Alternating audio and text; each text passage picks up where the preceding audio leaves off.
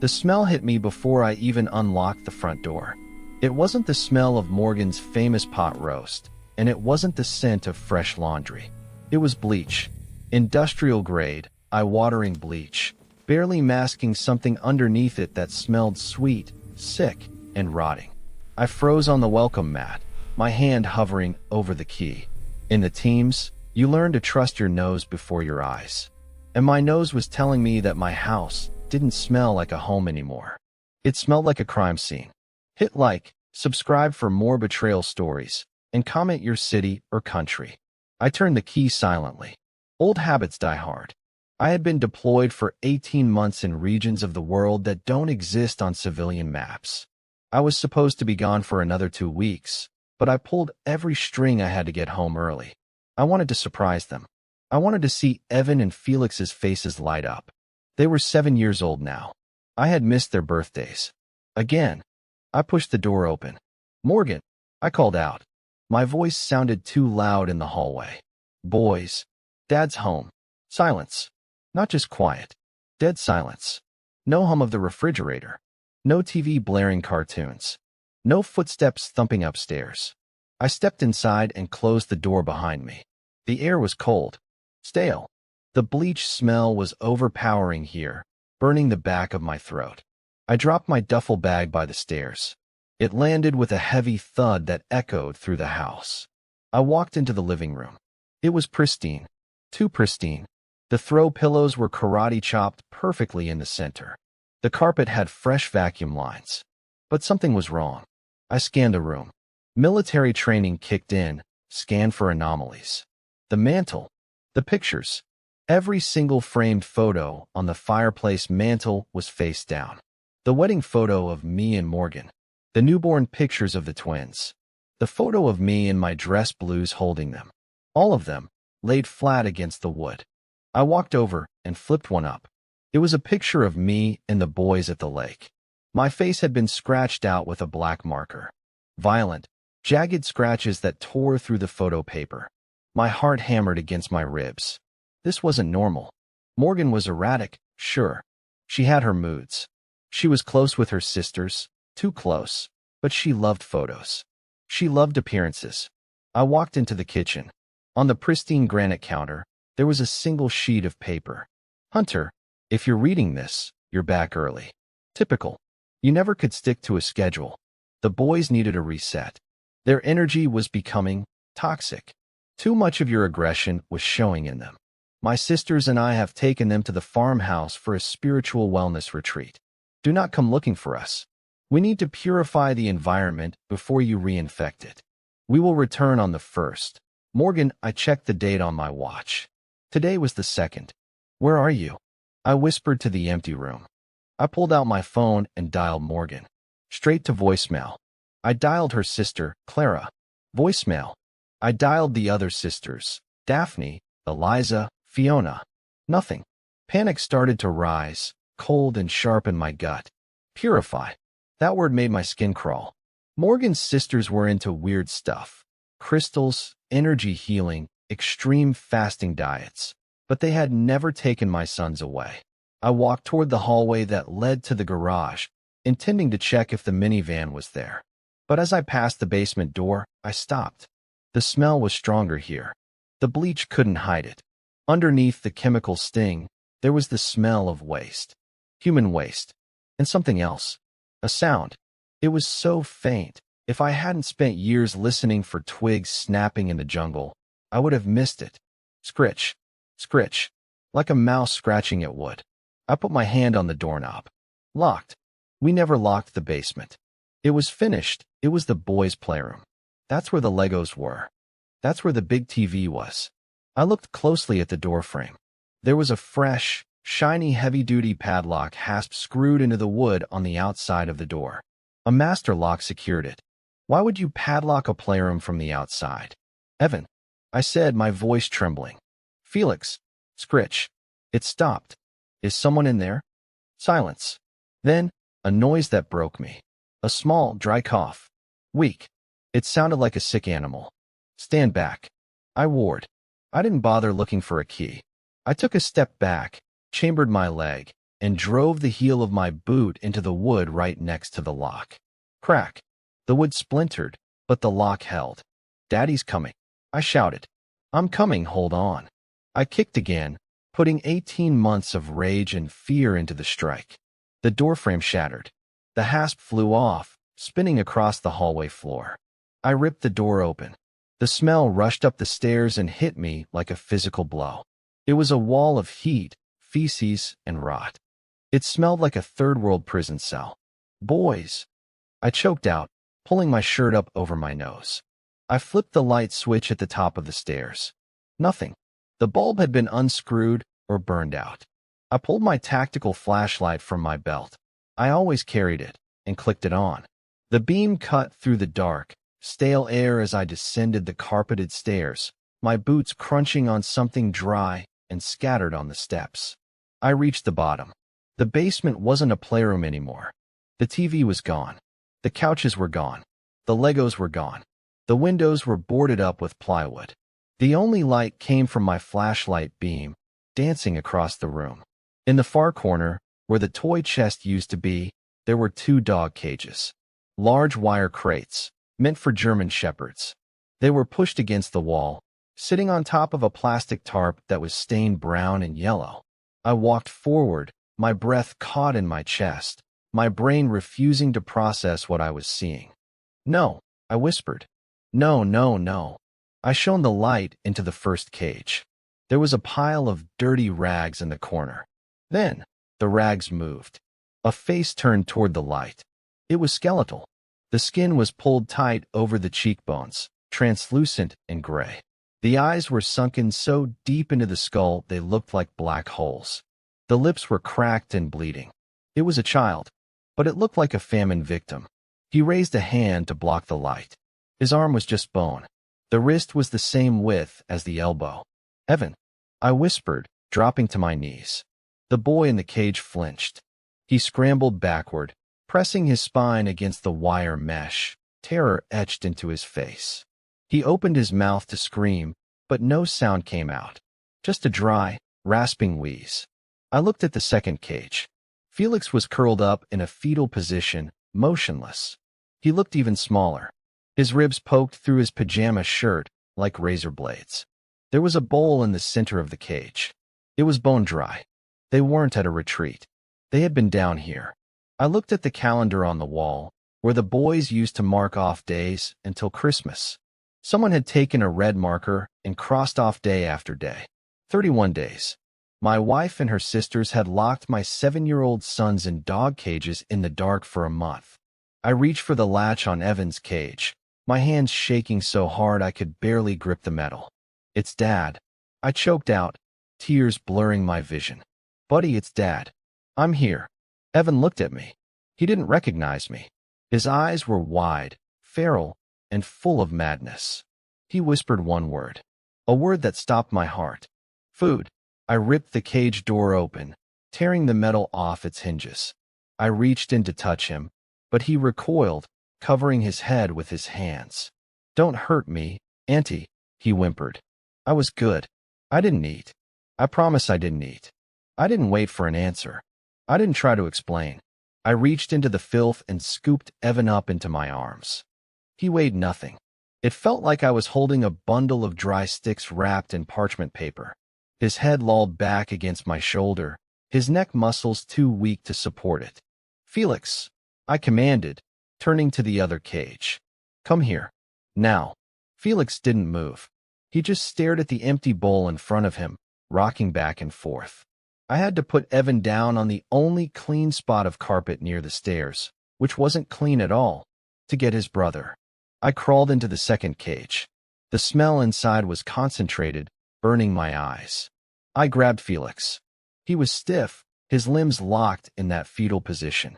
When I pulled him out, he let out a sharp cry of pain. "I know," I whispered, hoisting one boy onto each shoulder. "I know it hurts. I've got you." I ran up the stairs. My boots pounded against the wood, the sound echoing like gunshots in the empty house.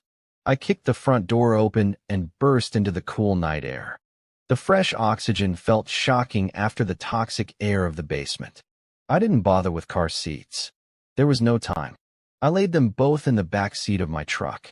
They looked like discarded dolls on the leather upholstery. Evan's eyes were rolling back in his head. "Stay with me," I growled, vaulting into the driver's seat. "Do not close your eyes." I tore out of the driveway, jumping the curb. The truck engine roared as I floored it. I ran the first stop sign, then the red light on Main Street. I drove with one hand on the wheel and the other reaching back, blindly feeling for a pulse on Evan's leg. It was there, but it was thready, fast and weak, like a hummingbird trapped in a cage. The drive to St. Jude's Hospital usually took 20 minutes. I made it in 9. I screeched up to the emergency room entrance, abandoning the truck right in the ambulance bay. I kicked the doors open, carrying a boy in each arm. "Help!" I roared. "I need a trauma team. Now." The lobby froze. A security guard started to step forward, seeing a large man in tactical pants screaming, but then he saw what I was holding. He stopped dead. Nurses swarmed. I was separated from them instantly.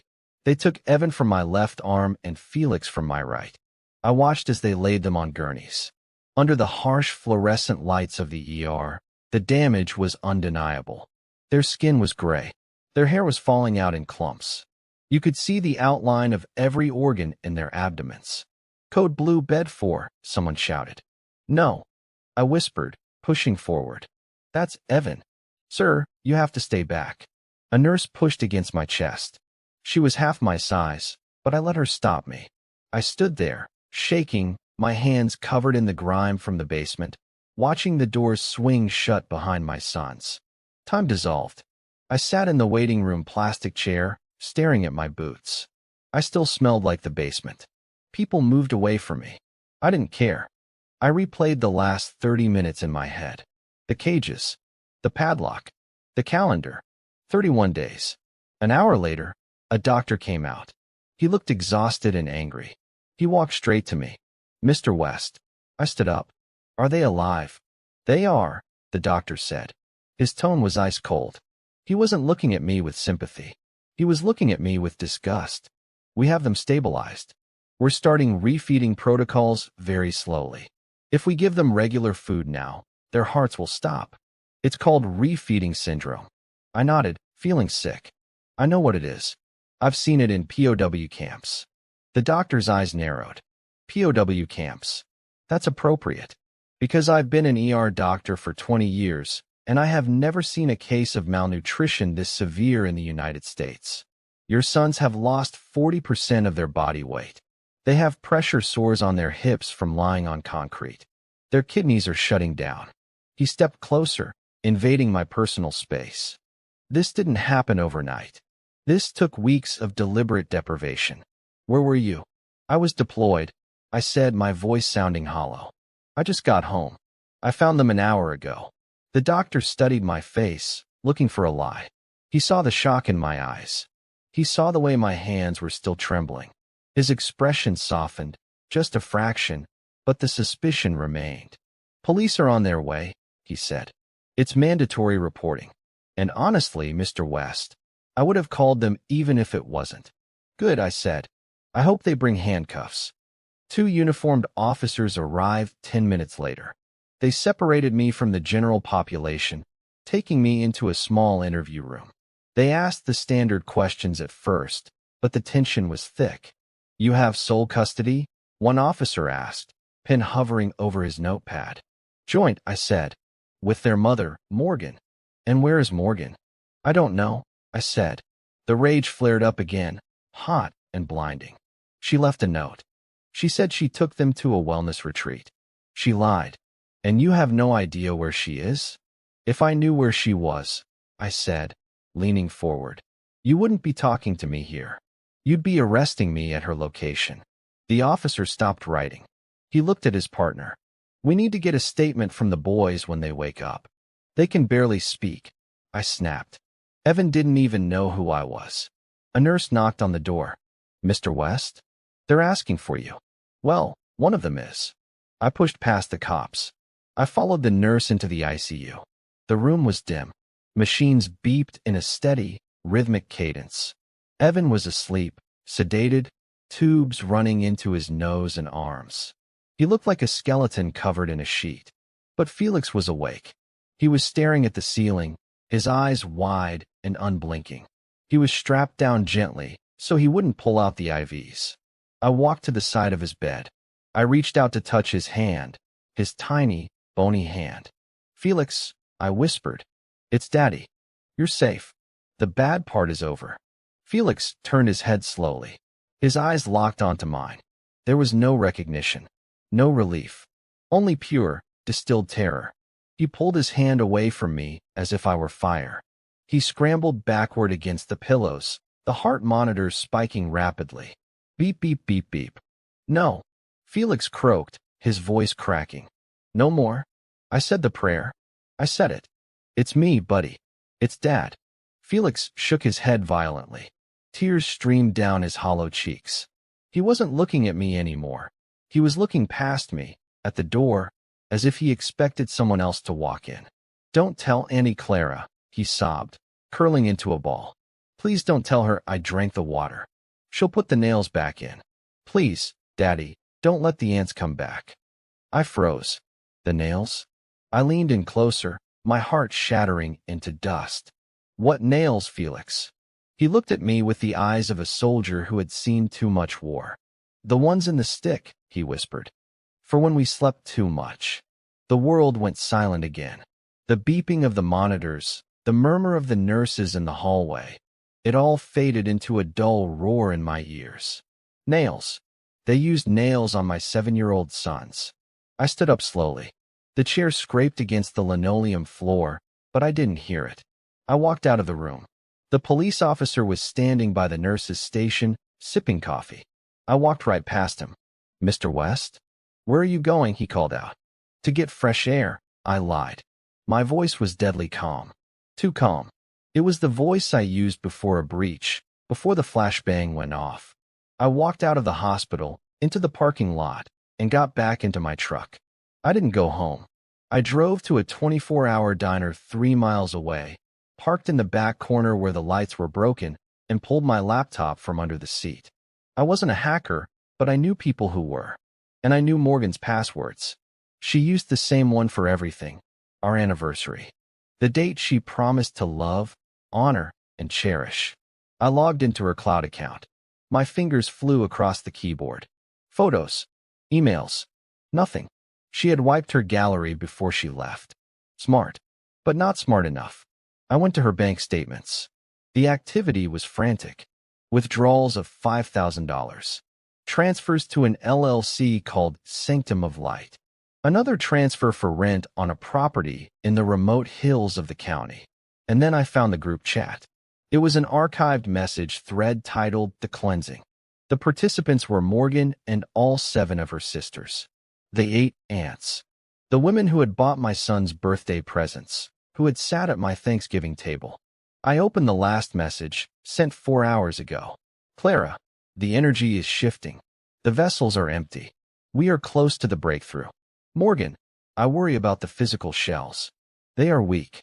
Daphne, weakness is the sin leaving the body. Do not falter, sister. The warrior blood must be purged. Hunter's violence is in their marrow. Starvation is the only way to kill the predator inside them." I read that line 3 times. Hunter's violence is in their marrow. They weren't just starving them. They were trying to kill me by killing the parts of me that lived in my sons. They thought my DNA was a virus, and starvation was the cure. I scrolled up. There were pictures. My stomach turned over. Pictures of Evan and Felix in the cages. Pictures of them crying. Pictures of the sisters standing over them in white robes, smiling serenely while my boys lay in their own filth. And then, a location pin. Sent yesterday at 8:15 p.m. I clicked it. It opened a map. A farmhouse, deep in the woods, 20 miles north of town. Off the grid. No neighbors for miles. I closed the laptop. I looked at my hands. They were steady now. The shaking had stopped. The grief was gone. The confusion was gone. There was only clarity. A cold, hard, metallic clarity. I reached into the glove box and pulled out my burner phone, a habit from the service. I left my main phone on the dashboard of the truck. Let the cops track that. Let them think I was sitting in a diner parking lot grieving. I wasn't grieving anymore. I drove back to my house. I didn't park in the driveway. I parked 2 streets over and approached on foot, moving through the shadows of the neighbors' hedges. The police tape was already up around my front door. A cruiser sat out front, lights flashing silently. I went around the back. I climbed the trellis to the master bedroom balcony, the one with the loose lock I'd been meaning to fix for years. I slipped inside. I went to the safe in the closet. I spun the dial. Click. I didn't take the firearms. If I took a gun, and I used it, I would go to prison for the rest of my life, and the boys would be orphans. I needed to be smarter than that. I needed to be surgical. I took the extendable baton. I took the heavy-duty zip ties. I took a roll of duct tape. I took my night vision monocular. And I took a pair of weighted sap gloves, leather gloves with lead shots sewn into the knuckles. I changed out of my travel clothes. I put on black cargo pants, a black hoodie, and my boots. I looked in the mirror. The man staring back wasn't a father. He wasn't a husband. He was a weapon. I slipped back out into the night, avoiding the police cruiser. I retrieved my truck and drove north. The drive took 40 minutes. As the city lights faded behind me, the road turned to gravel, then to dirt. The trees closed in overhead, creating a tunnel of darkness. I killed the headlights a mile out. I drove using the ambient moonlight and memory, the tires crunching softly on the dirt. I parked the truck in a dense thicket of pines, covering the windshield with branches to stop any reflection. I moved on foot through the woods. The air was crisp and smelled of pine needles and damp earth. It was peaceful. It was a lie. I reached the edge of the tree line. There it was. The farmhouse. A sprawling, 2-story wooden structure with a wraparound porch. It looked idyllic. A wellness retreat. But the windows were glowing with warm, yellow light.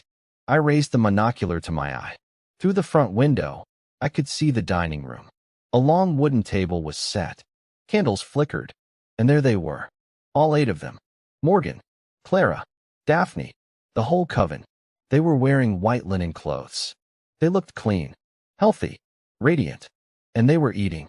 My jaw clenched so hard I thought a tooth would crack. The table was groaning under the weight of food. Roast chicken, mashed potatoes, wine bottles. They were passing platters, laughing, their heads thrown back in joy. They were feasting. Miles away, my sons were lying in a hospital bed with tubes down their throats because their stomachs had shrunk to the size of walnuts. My sons had been eating their own fingernails to survive, and these women were gorging themselves on a banquet. I lowered the monocular. I took a deep breath. I let it out slowly. I wasn't going to knock. I moved toward the power box on the side of the house. I reached the side of the house, my boots silent on the damp grass. I could hear them now. Through the thin walls of the farmhouse, the sound of their laughter drifted out. It was a light, tinkling sound, the sound of a celebration. More wine, Clara? I heard Morgan's voice. It was cheerful, unburdened. Oh, just a splash, Clara replied. We deserve it. The work was exhausting. The work, torturing my children, was work to them. I found the breaker box. It was an old, gray metal panel, rusted at the hinges. I didn't just want to flip the switch. I wanted to ensure they couldn't turn it back on. I pulled my multi-tool from my belt. Inside the house, the laughter grew louder. To the new beginning, someone toasted. Clink. I jammed the pliers into the main fuse block and ripped the copper wiring out. Sparks showered down onto my boots, sizzling in the wet grass. Zap. Instantly, the farmhouse went black. The laughter inside cut off like a radio cord had been severed. What happened? Did the storm knock it out? I can't see anything. Where's my phone? Stay calm, sisters. It's just an outage. I moved around to the back door. It was a screen door, flimsy. I sliced the mesh with my knife and unlatched it. I stepped into the mudroom. The smell of the food was nauseatingly strong here. Roast chicken and rosemary. It smelled like every Sunday dinner I had missed while serving my country. I slipped the weighted gloves onto my hands. The lead shot over my knuckles felt heavy, reassuring. I opened the inner door and stepped into the kitchen.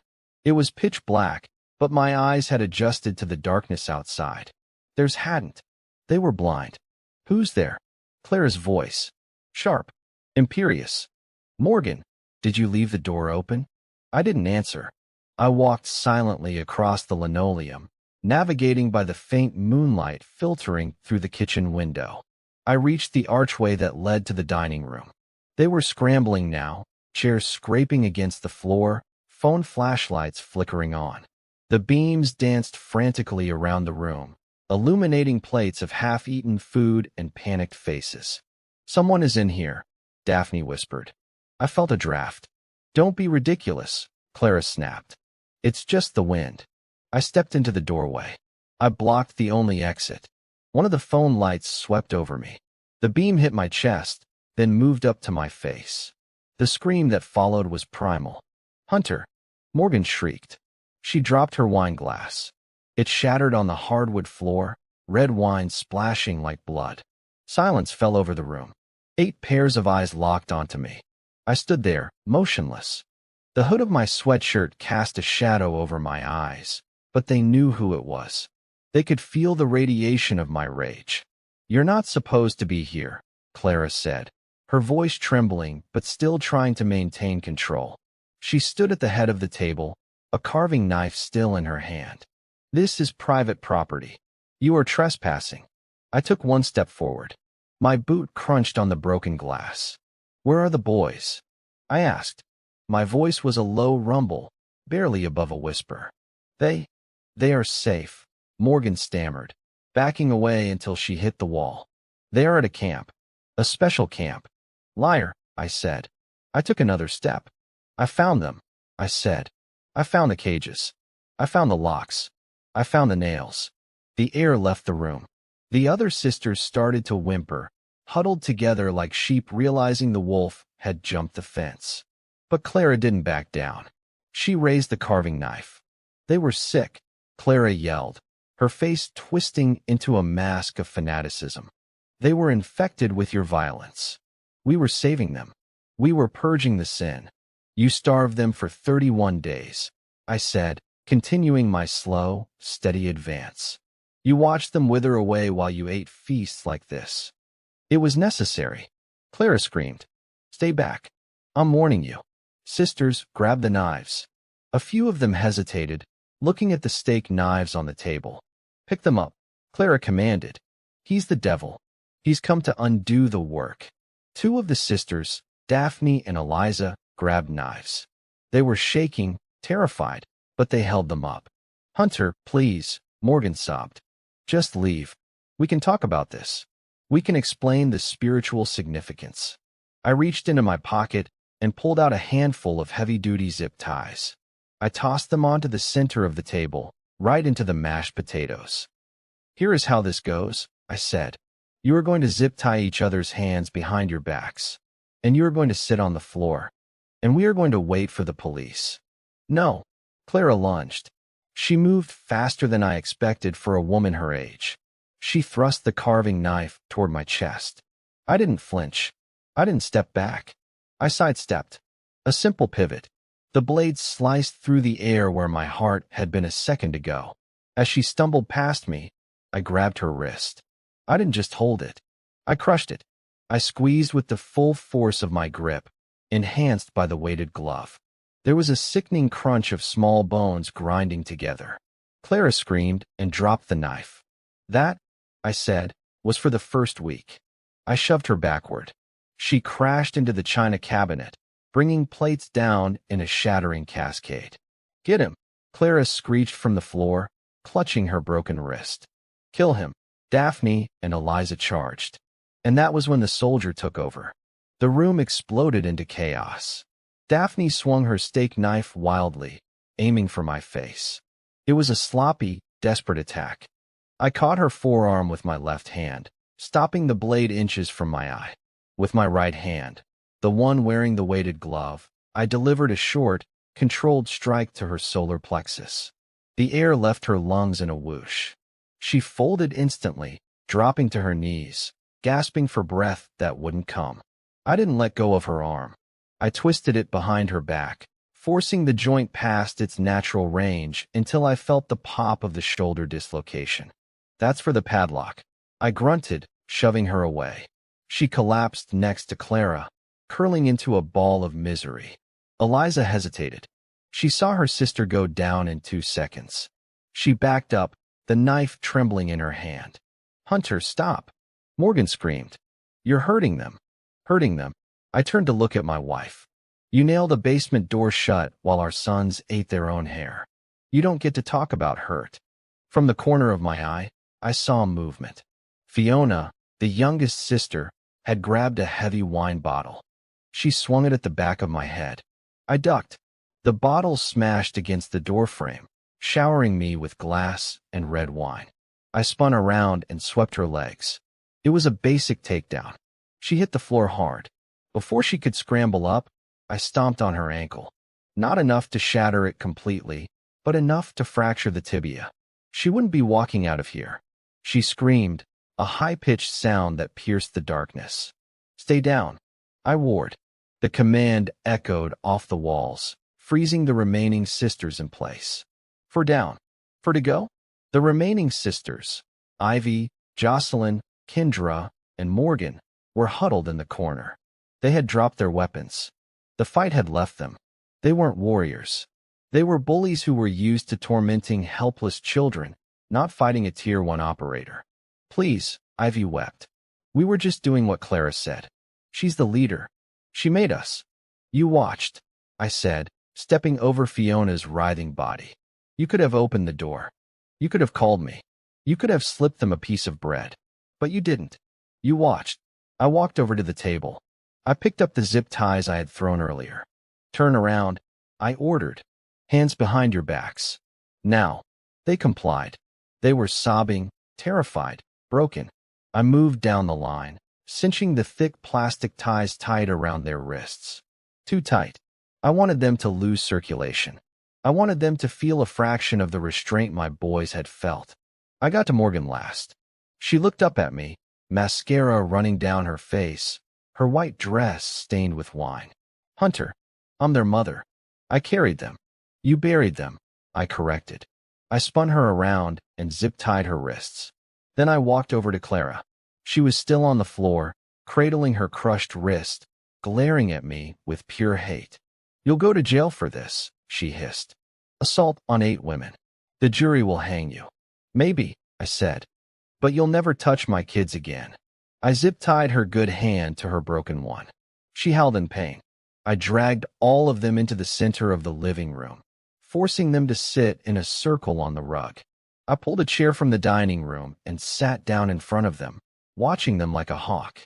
The adrenaline was starting to fade, replaced by a cold, heavy fatigue. My knuckles ached. My heart was still pounding a slow, heavy rhythm. I pulled out my burner phone. I dialed 911. 911. "What is your emergency?" "I need police and an ambulance at the Miller farmhouse on County Road 9, I said calmly. "There has been an altercation." "Sir, are you injured? Is the assailant still there?" "I am the assailant," I said, "and the victims are secured." I hung up. I sat there in the dark, listening to them cry. The smell of the spilled wine mixed with the smell of fear. It was a different kind of rot than the basement, but it was just as foul. Morgan looked up at me. Her lip was trembling. "You broke my family, Hunter." "No," I said, leaning forward, my elbows on my knees.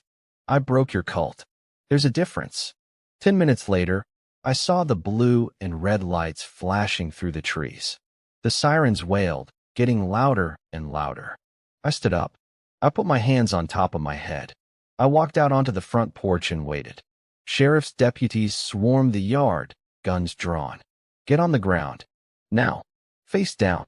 I complied instantly. I lay on the cold wood of the porch, feeling the grit against my cheek.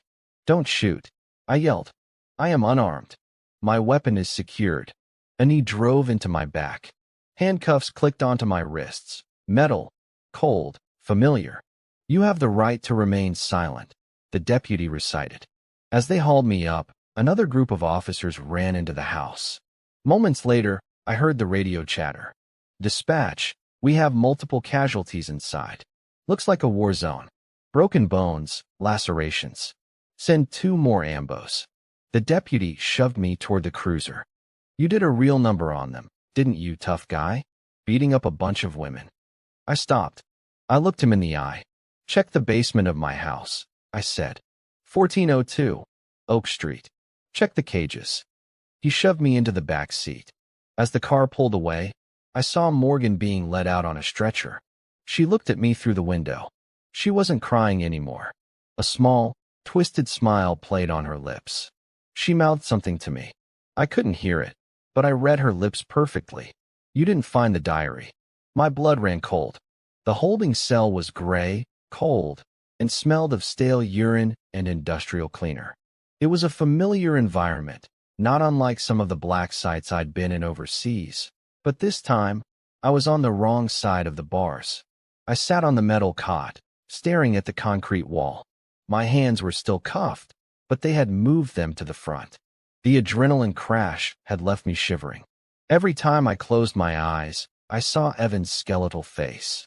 I saw Felix flinching away from me. I had been in there for 12 hours. No phone call. No lawyer. Just silence.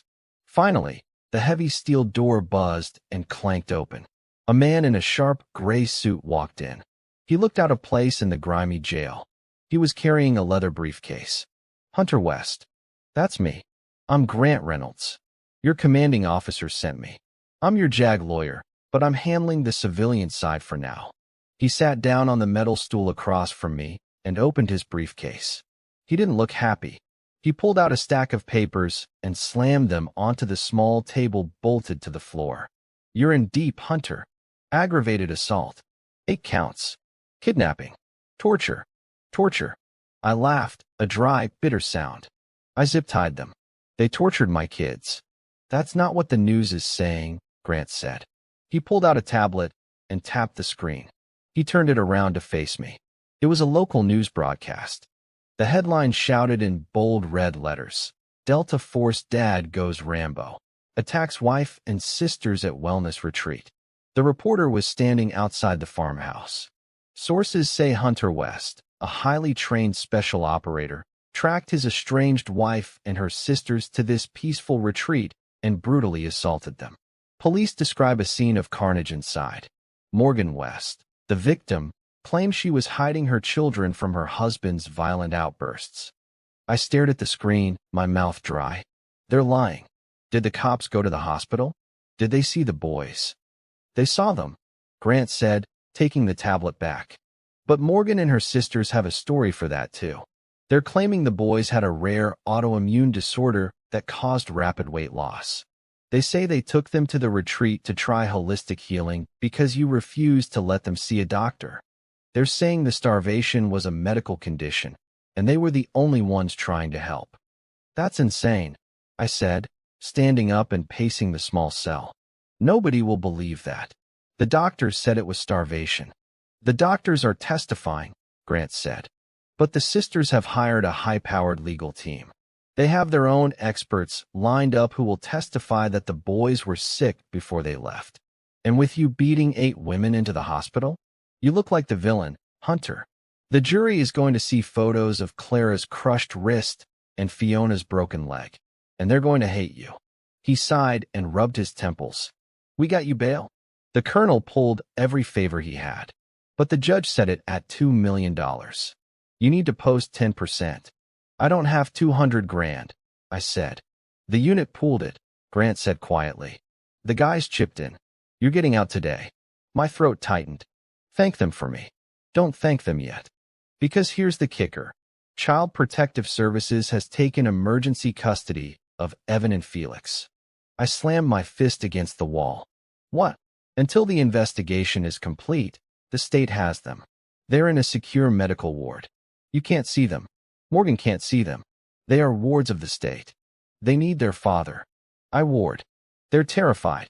If you go near them, you go back to jail, and you lose them forever, Grant said sternly. You have to play this smart. We need proof. Hard proof. Not just your word against 8 women with broken bones. I remembered Morgan's lips moving in the police cruiser. You didn't find the diary. There's a diary, I said. Morgan kept a journal. She mentioned it to me. Where is it? I don't know. I tore the house apart looking for clues, but I didn't see a diary. Find it, Grant said, standing up. Because right now, it's he said, she said, and she has 7 witnesses backing her up. You have nothing but a violent record and a pair of sap gloves. I was processed out an hour later. The walk to the parking lot was a gauntlet. Reporters were camped out, shouting questions. Mr. West, did you hit your wife? Why did you starve your children? Are you suffering from PTSD? I ignored them, keeping my head down, and got into Grant's car. He dropped me off at my house. The police tape was gone. The front door was boarded up where I had kicked it in. I walked inside. The smell of bleach was still there, faint now, mixed with the smell of stale air. I walked to the basement door. The shattered wood lay on the floor. I walked down the stairs. The cages were gone, taken into evidence. But the outlines were still there on the carpet, ghosts of the torture chamber. Where is it? I whispered. Where did you hide it, Morgan? I started searching. I ripped up the carpet. Nothing. I checked the vents. Nothing. I checked the inside of the toilet tank. Nothing. I went into the boys' room upstairs. It was untouched. Their beds were made, Spider-Man sheets smoothed out. I sat on Evan's bed, putting my head in my hands. I was failing them. I had saved their lives, but I was losing the war. I looked around the room. A bookshelf filled with Dr. Seuss and dinosaur books. A toy chest in the corner. An old wooden one I had built them for their 3rd birthday. Wait. The toy chest in the basement. The one I thought was missing. It wasn't missing. It was never there. The cages were in the corner where the toy chest used to be. But this was the new toy chest upstairs. The old one, the one I built, had a false bottom. I made it so they could hide their treasures, like rocks and shiny coins. Morgan knew about it. She used to joke it was a good place to hide jewelry. I ran to the toy chest. I threw open the lid. It was filled with stuffed animals. I tossed them out frantically. Teddy bears, stuffed giraffes, plush sharks flying across the room. I reached the bottom. I felt for the hidden latch under the cedar plank. Click. The false bottom popped up. And there it was. A black leather-bound notebook. I pulled it out, my hands trembling. I opened it to the first page. Day 1. The purification begins. The vessels must be emptied before they can be filled with light.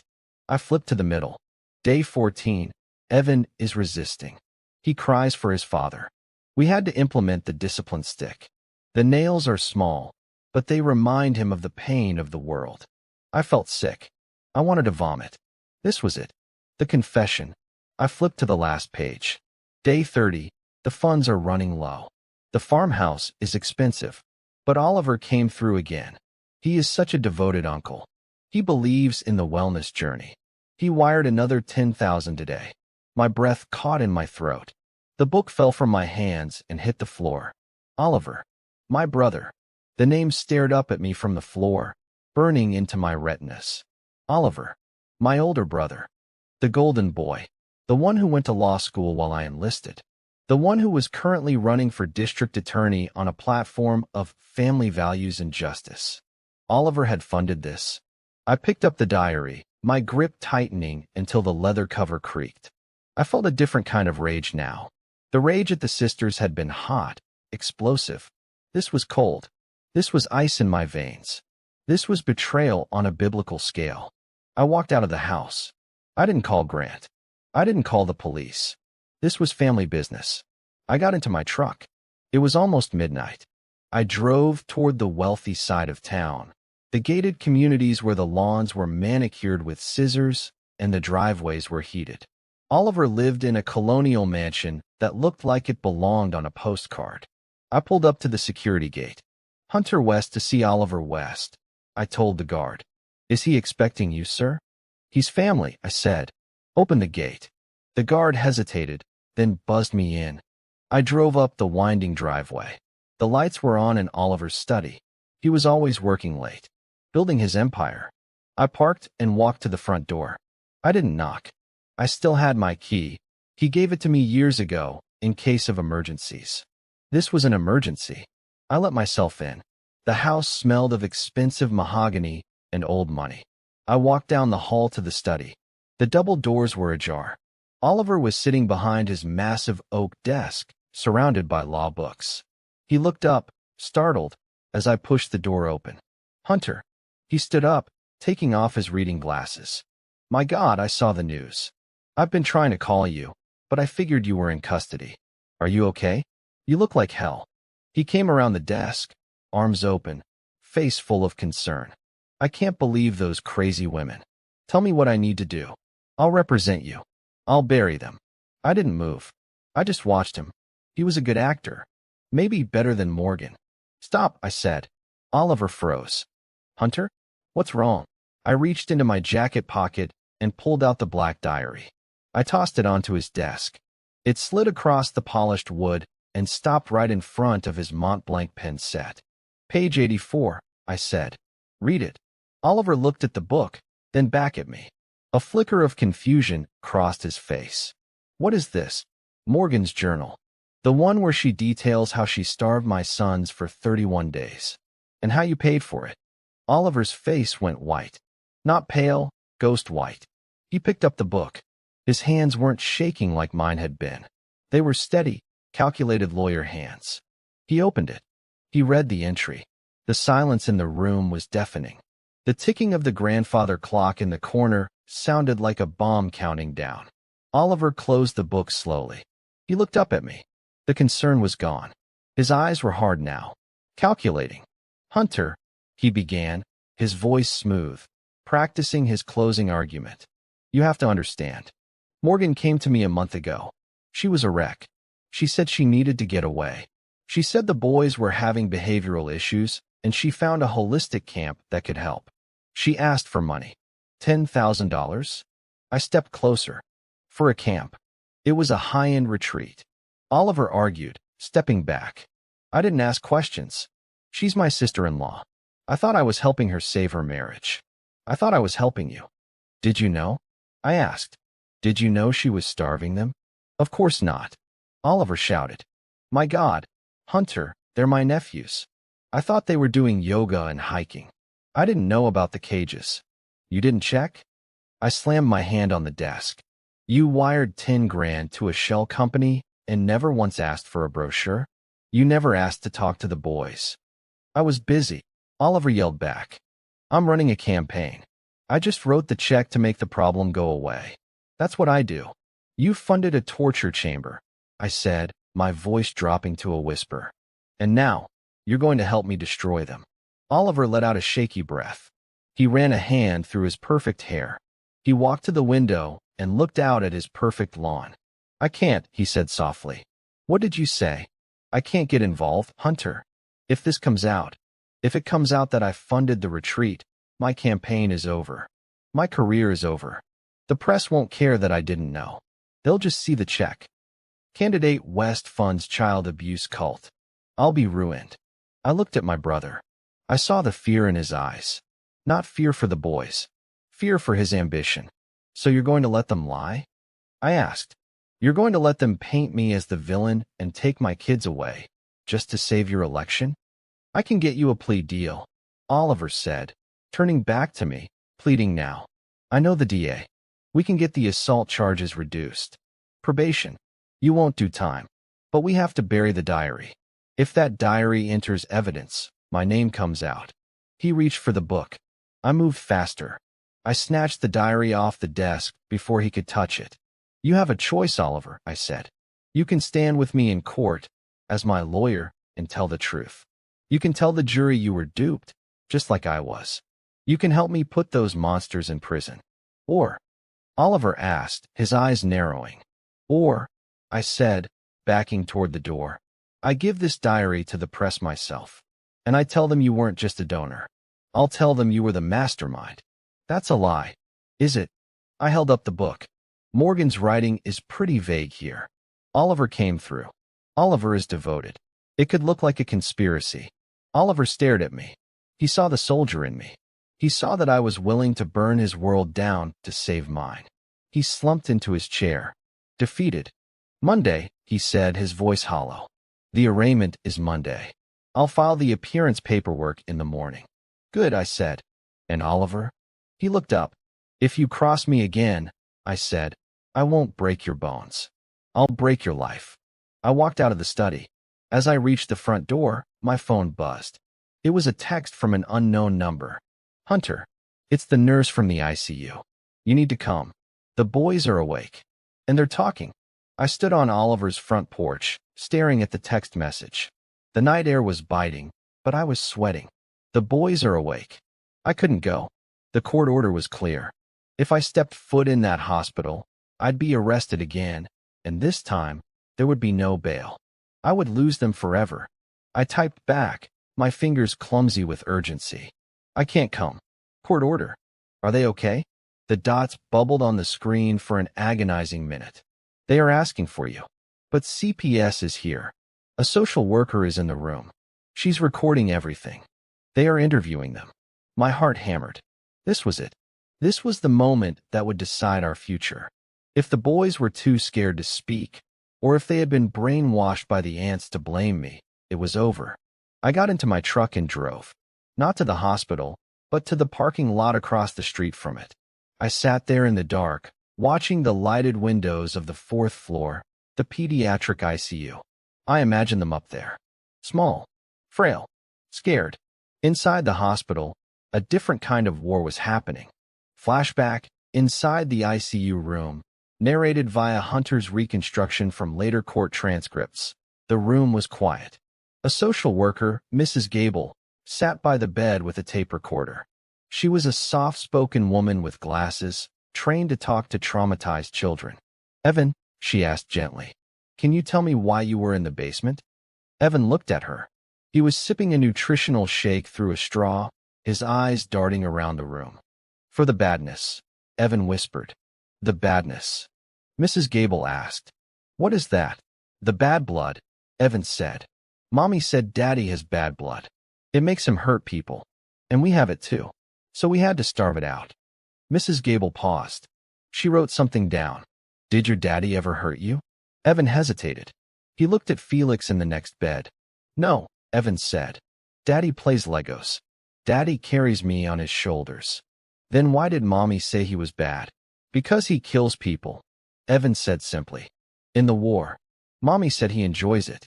And she said if we ate food, we would get strong. And if we got strong, we would hurt people too. Mrs. Gable looked sick. So she stopped giving you food? Yes, Felix piped up. His voice was stronger than Evan's. And the water too. Auntie Clara said water feeds the demon. Did your daddy know you were down there? Mrs. Gable asked the million-dollar question. Felix shook his head. No, Daddy was gone, fighting the bad guys. When Daddy found you, Mrs. Gable asked, what did he do? He cried, Felix said. Daddy never cries. But he cried, and he broke the cage. Back in the truck, I didn't know any of this. I just sat there, gripping the steering wheel, praying to a God I hadn't spoken to in years. Monday morning came like a funeral procession. The courthouse was a circus. News vans were parked 3 deep. Protesters were standing on the steps holding signs. Some said justice for survivors, supporting the sisters. Others said veterans are not villains, supporting me. The country was divided. I walked up the steps in my dress uniform. I hadn't worn it since my last medal ceremony. It felt like armor. Oliver met me at the metal detectors. He looked tired, dark circles under his eyes. He hadn't slept. I filed the motions, he said, not making eye contact. We're entering the diary into evidence today. Good, I said. Do not flinch, Oliver. We walked into the courtroom. It was packed. Every seat was taken. The jury box was empty. This was just a pre-trial hearing to determine bail conditions and custody. But the judge, Judge Holloway, was known for being tough. I looked at the plaintiff's table. There they were. Morgan, Clara, Daphne. They looked pathetic. Clara's arm was in a complex cast, elevated in a sling. Morgan had a neck brace on. Daphne was in a wheelchair. They were wearing modest, conservative clothes. No makeup. They looked like a church choir that had been run over by a truck. When I walked in, they flinched. A collective, choreographed flinch. Your Honor, The prosecutor began. The state moves to revoke bail. The defendant is a highly trained killing machine who brutally assaulted 8 defenseless women. He is a danger to the community. Oliver stood up. He buttoned his suit jacket. He looked at me, took a deep breath, and walked to the podium. "Your Honor," Oliver said, his voice booming with that practiced lawyer confidence. "My client is a decorated hero.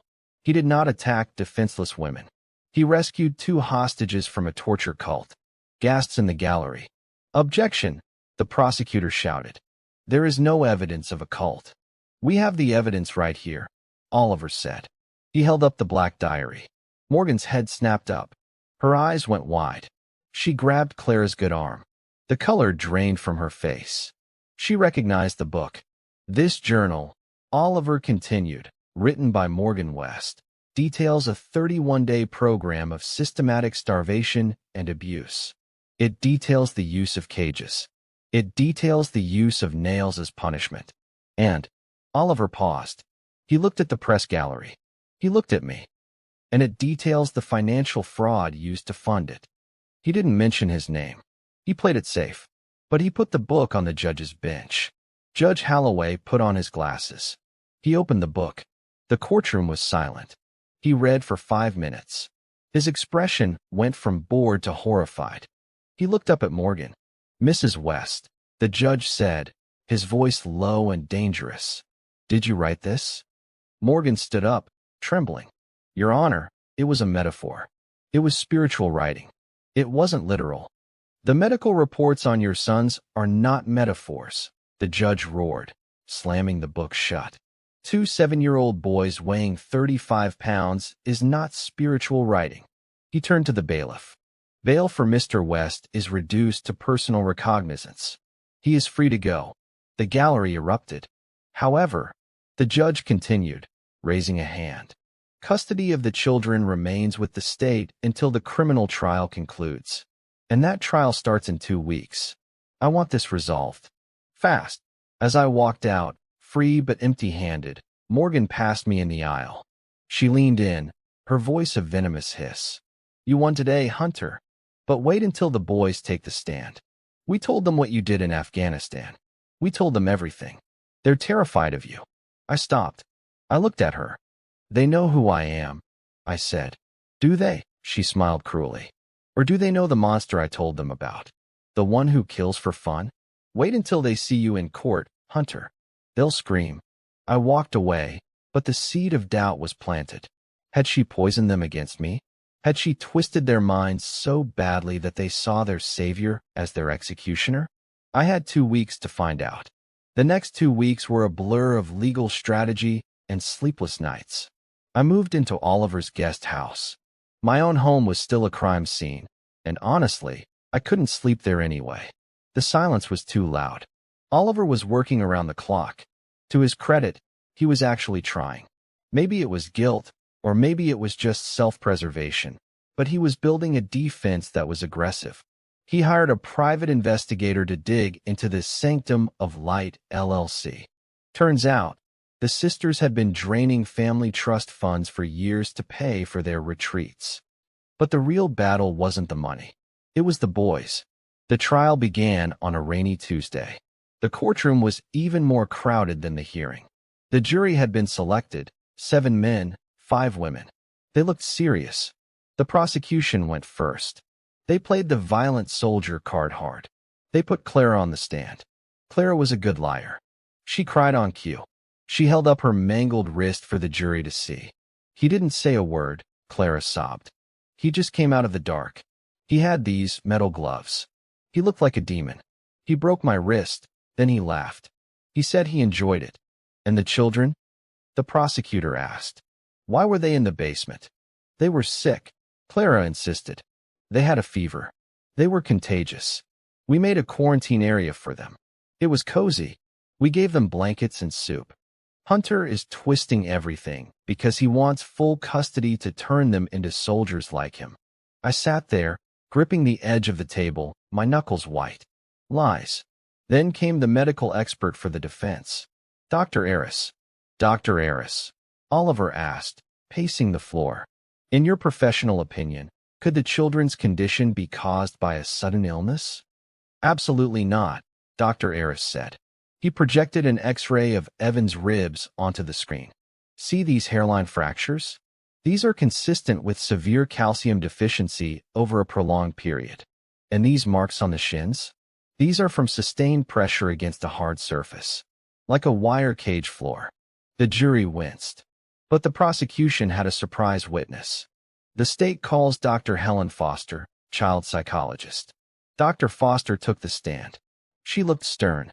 Dr. Foster, the prosecutor said, you've interviewed the boys since they've been in state custody. What is their state of mind? They are terrified, Dr. Foster said. They exhibit signs of severe trauma. Specifically, they have a fear of loud noises and authoritative male figures. Does the defendant fit the profile of an authoritative male figure? He does. He is a Delta Force operator. He represents the ultimate authority. In my sessions, the boys often speak about the soldier. They are afraid the soldier is going to come back. The prosecutor turned to the jury. The soldier. That's what they call their father. Not dad. The soldier. I felt like I'd been punched in the gut. The soldier. Is that what they thought of me? Oliver leaned over. Don't react. She's twisting it. It sounds like she's telling the truth, I whispered. Maybe they are scared of me. We have one card left to play, Oliver said. We have to call them. No, I said instantly. I am not putting them on the stand. I am not making them relive this. Hunter, Oliver whispered intensely.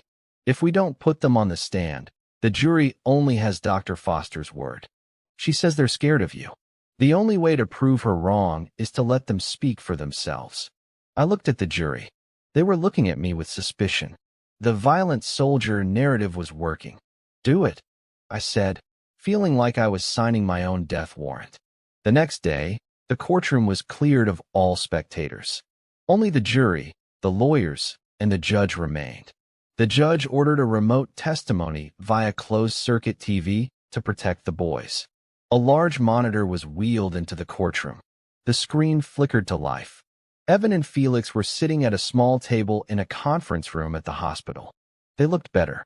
They had gained a little weight. Their hair was buzzed short, likely to hide the patches where it had fallen out. They were holding hands. Hello, boys, Judge Holloway said gently through the microphone. Can you hear me? Yes, sir, Felix said. His voice was small but clear. We just want to ask you a few questions. You don't have to be scared. Nobody can hurt you here. Oliver stepped up to the microphone. Hi guys, Oliver said. It's Uncle Oliver. Evan's face lit up. Uncle Ollie, I want to ask you about the basement, Oliver said, his voice trembling slightly. Do you remember the cages? The light left Evan's eyes. He nodded. Who put you in the cages, Evan? Mommy did, Evan said. And Auntie Clara locked it. Why? Because we were dirty, Felix answered. We had the bad blood. Did your daddy ever put you in the cages? Oliver asked. No. Both boys shouted it at the same time. Dr. Foster says you are afraid of the soldier, Oliver said. Who is the soldier? Evan looked confused. He looked at Felix. Then he looked at the camera. The soldier isn't Daddy, Evan said. The courtroom went silent. Who is the soldier, Evan? Oliver asked. Evan pointed a finger at the screen. But he wasn't pointing at me. He was pointing at the defense table. At the women. She is, Evan whispered. Auntie Daphne. She wore the army clothes. She wore the boots. She marched around the basement and hit the stick on the ground. She said she was the soldier of God. She said she was training us. I froze. Daphne had been cosplaying as a soldier? Mocking me? Using my profession to terrorize my sons? The jury turned their heads in unison to look at Daphne. She shrank down in her wheelchair, her face turning beet red. And Daddy? Oliver asked softly. Are you scared of Daddy? Felix leaned into the camera lens. His eyes were huge. Daddy is the rescue team, Felix said. Daddy came in the dark. He kicked the door. He smelled like outside. He carried us. I put my head on the table and wept. I didn't care who saw. The Delta Force operator, the breaker of bones, the man of steel, I dissolved. Daddy came for us. Evan added. Mommy said he wouldn't. She said he forgot us. But Daddy never forgets. Oliver looked at the jury. He didn't need to say a word. The violent father narrative had just been nuked from orbit by two 7-year-olds. But then, the prosecutor stood up. He wasn't done. Boys, the prosecutor said, his voice sharp. Did you see what your father did to your aunts? Did you see him break Auntie Clara's arm? Objection, Oliver shouted. They weren't in the room. I saw it, Felix said. The room froze again. You saw it? The prosecutor asked, sensing a victory. Tell us what you saw, Felix. I was awake in the hospital, Felix said. I had a dream. But it wasn't a dream. I saw Daddy. He was fighting the monsters. The monsters had knives. Daddy didn't have a knife. Daddy just had his hands. Felix paused. Daddy had to break them, Felix said, his voice hard, sounding exactly like me. Because monsters don't stop unless you break them. The silence in the courtroom following Felix's words was absolute. Monsters don't stop unless you break them. It was a child's logic, brutal and flawless. It cut through every legal argument, every motion, every objection. It was the truth.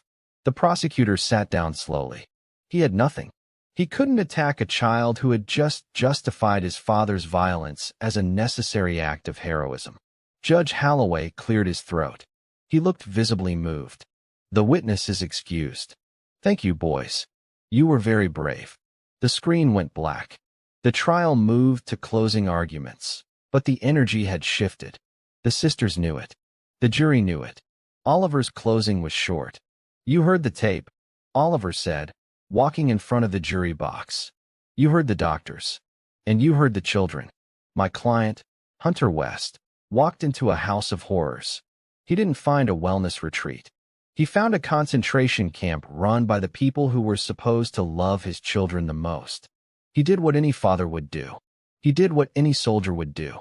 He neutralized the threat. He pointed at me. They want to call him a criminal for breaking bones. I call him a hero for saving lives. Because if he hadn't broken those bones, we would be sitting in a murder trial today. The jury deliberated for 3 hours. When they came back, I stood up. My legs felt heavy. My heart was pounding in my throat. Will the defendant please rise? I stood. Oliver stood beside me. In the matter of the state versus Hunter West, on the charge of 8 counts of aggravated assault. The foreman, a middle-aged mechanic, looked me in the eye. He nodded once. We find the defendant not guilty. I let out a breath I didn't know I was holding. On the charge of kidnapping. Not guilty. On the charge of torture. Not guilty. The gallery erupted. This time, the judge didn't bang his gavel. He let the noise wash over the room. But we weren't done. Because now, it was their turn. The state immediately moved to sentencing for Morgan and the sisters. Their trial had been severed from mine, but with the evidence presented in my defense, the diary, the testimony, their plea deals had evaporated. They had pleaded guilty to avoid a trial where the boys would testify in person. Morgan stood up. She was trembling. She looked at me. There was no defiance left. Just fear. Morgan West, the judge said, peering over his glasses. You are the mother. You were the protector. And you became the executioner. You enlisted your sisters in a conspiracy of madness. You starved your own flesh and blood. I was sick, Morgan whispered. I need help. You need a cell, the judge said cold. For the crimes of attempted murder in the first degree, aggravated child abuse, and conspiracy, I sentence you to life in prison without the possibility of parole. Morgan screamed. Her knees buckled, and she collapsed to the floor. Bailiffs had to drag her up. Clara Miller, the judge continued. You were the ringleader. You were the general of this sick little army. Life in prison. Daphne Miller, 30 years. Eliza Miller, 25 years. One by one, the gavel fell like a hammer. The 8 ants were dismantled. The coven was broken. As they were led away in chains, clanking and sobbing, I didn't feel joy. I didn't feel triumph. I just felt tired. Oliver turned to me. He held out his hand. It's over, Hunter. I looked at his hand. I shook it. Not yet, I said. We still have to get them home. The custody hearing was a formality. With the mother in prison for life and the father acquitted of all charges, the judge granted me full, sole legal and physical custody immediately. I walked out of the courthouse a free man. I drove straight to the hospital. I walked up to the 4th floor. The nurses smiled at me this time. No security guards blocked my path. I opened the door to room 402. The boys were sitting on the floor, playing with a new Lego set someone had donated. They looked up. For a second, there was hesitation. The trauma was deep. It wouldn't vanish overnight. But then, Felix stood up. "Dad." I dropped to one knee. I opened my arms. "Hey guys. I'm back." They ran. They hit me with the force of a freight train. Tiny, bony arms wrapped around my neck. They buried their faces in my chest. They smelled like hospital soap and sterile sheets, but underneath that, they smelled like my boys. "Are the bad ladies gone?" Evan asked, his voice muffled by my shirt. "Yeah, buddy," I said, holding them so tight I thought I might break myself. "They're gone. They're never coming back. They're locked away where they can't hurt anyone ever again." "Did you break them?" Felix asked, pulling back to look at me. I wiped a tear from his cheek with my thumb. "I broke them, I promised. And nobody is ever going to touch you again. Not on my watch." The first year was the hardest. We didn't go back to the house on Oak Street. I couldn't. Too many ghosts. I sold it as is, leaving the furniture, the memories, and the smell of bleach behind. We moved 2 states away, to a small town in Montana near the mountains. Open space. Clean air. No basements. I retired from the Delta Force. I traded my rifle for a fishing pole and my tactical gear for flannel shirts. My new mission wasn't hunting terrorists. It was making pancakes on Saturday mornings and sitting in therapy waiting rooms on Tuesday afternoons. The boys healed slowly. The physical scars faded first. The weight came back. Their hair grew in thick and wild. But the emotional scars were trickier. For the first 6 months, they hoarded food. I'd find granola bars hidden under their pillows and apples stuffed in their socks. I never scolded them. I just bought more apples. There were nightmares, of course. Screams in the middle of the night about the soldier or the cages. I would run in, turn on all the lights, and sit with them until the sun came up. "It's just us," I would tell them. "Just the Westmen. The perimeter is secure." Oliver visited sometimes. He won his election, but he resigned a year later. The guilt ate at him. He set up a trust fund for the boys, millions of dollars to ensure they'd never need anything. We don't talk about the diary. We don't talk about the money. We just watch the boys play in the yard, and we drink coffee in silence. It's a fragile peace, but it's peace. One evening, about 18 months after the trial, I was sitting on the porch watching the sun dip behind the Rockies. Evan and Felix were playing catch in the yard. They were laughing. Real, deep-belly laughs. Felix missed a catch, and the ball rolled near the woods. He ran to get it, then stopped. He stared into the tree line. My heart spiked. I stood up, ready to move. "What is it, Felix?" I called out. He turned back to me. He smiled. "Nothing, Dad. Just a deer." I scared it away. He picked up the ball and ran back to his brother. I scared it away. Not it scared me. He wasn't a victim anymore. He was a survivor. I sat back down. I looked at my hands. The hands that had held a rifle. The hands that had broken bones. The hands that now packed school lunches. People called me a hero. People called me a savage. The truth is, I'm just a father who did what had to be done. I broke the world to save my sons, and I would do it again 1,000 times over. Because that's the job. The only job that matters. As the stars came out, I realized something. The silence wasn't heavy anymore. It wasn't the silence of an empty house or a dark basement. It was the silence of safety. And for the first time in a long time, I closed my eyes and didn't see the cages. I just saw my sons running free under a wide-open sky. The end. Wow, what a journey. That was a heavy one, wasn't it? It makes you ask yourself, if you were in Hunter's boots, standing outside that farmhouse, would you have waited for the police? Or would you have gone in just like he did? I'd honestly love to know what you think. Drop a comment below. I read every single one. Also, let me know where in the world you're watching from today. It's always amazing to see how far these stories travel. And hey, I want to make sure I'm bringing you the stories you want to hear. What kind of betrayal or justice story should I cover next? Do you prefer military revenge, corporate takedowns, or family secrets? Let me know in the comments, and I'll get to work on the best suggestion. If this story moved you, please take a second to gently hit that like button and subscribe. It helps us keep the lights on and the stories coming. Until the next epic revenge, stay safe and hug your loved ones tight.